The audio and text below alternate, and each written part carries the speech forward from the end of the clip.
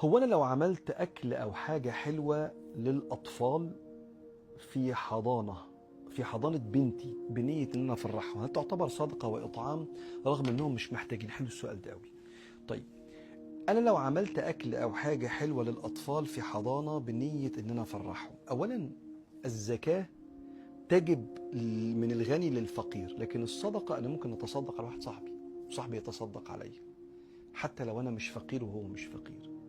بل بالعكس، ده في بند عالي جدا من الصدقه ليه علاقه باطعام الطعام بغض النظر دول فقراء ولا لا. وكان الصالحين زمان واشهرهم الشافعي يقول لاصحابه بتحبوا تاكلوا ايه؟ فيقولوا له، بعدين يسبقهم على البيت يطبخ لهم وييجوا ياكلوا عنده، وده اطعام. والستات اللي بتطبخ في البيوت لاهل بيوتها ولصله الرحم ونفطر عند بعض في رمضان وفي العزايم، كل ده اطعام للطعام. وادخال السرور على الناس كما قال صلى الله عليه وسلم: احب الاعمال الى الله ادخال السرور على اخيك. وبالتالي لا، مش لازم يكونوا ناس فقراء او محتاجين. فاكلي العيال وفرحيهم وابسطيهم صدقه واطعام طبعا للطعام.